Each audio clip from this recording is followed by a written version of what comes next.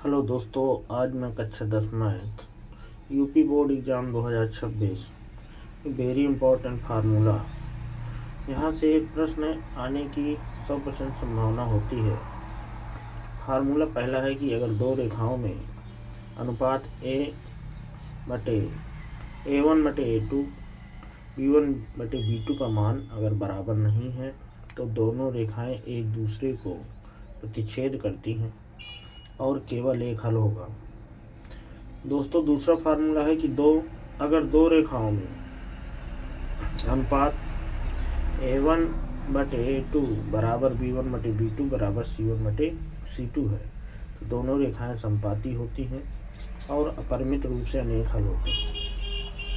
तीसरा फार्मूला है दोस्तों कि अगर दो रेखाओं में A1/A2 बराबर B1/B2 और C1/C2 का मान बराबर नहीं है तो दोनों रेखाएं एक दूसरे के समांतर होती हैं और कोई हल नहीं होता है। तो दोस्तों, ये फार्मूले आपको याद करना है।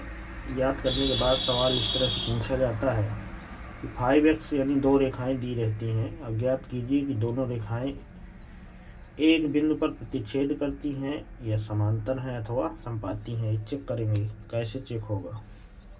तो इसको चेक करने के लिए हम अनुपात निकालते हैं। यहाँ से दोनों रेखाएं यानी पहली रेखा है तो पहली रेखा में x के गुणांक को A1 और y के गुणांक को B1 और ये अचर पद को हम C1 मान लेते हैं। पहली रेखा में 1 1, दूसरी रेखा में A2 B2 C2 ये मानेंगे। तो यहाँ से पहले इनके हम मान निकालते हैं, या तो डायरेक्ट हम अनुपात निकाल के चेक कर सकते हैं।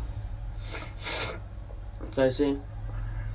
यानी इसको हम लिखेंगे A1/A2 और B1/B2 और C1/C2 इस तरह से लिख दिया। फिर इसके लिए हम चेक करेंगे कैसे आता है। यानी A1/A2 यानी 5/7। इसके बाद चिन्ह साइड लिखेंगे -4/6। इसके बाद C1/C2 के लिए 8/-9।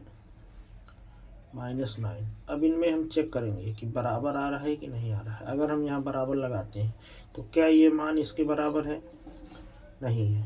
तो जब नहीं है तो ये हमको इस तरह का ऑप्शन मिला। कौन सा? A1/A2 बराबर नहीं है B1 पहले में ही मिल गया, आगे चलने की कोई ज़रूरत ही नहीं है। तो ये ऑप्शन देखेंगे फार्मूले में कहाँ से सेट हो रहा है। दो रेखाएं A1/A2 बराबर नहीं है B1/B2 के तो दोनों रेखाएं एक दूसरे को प्रतिच्छेद करती हैं और केवल एक हल होगा। तो यहाँ पर कंडीशन में हम क्या लिख देंगे? इसको मान लेंगे समीकरण नंबर 1। यहाँ पर लिखेंगे कि समीकरण 1 से स्पष्ट है। समीकरण 1 से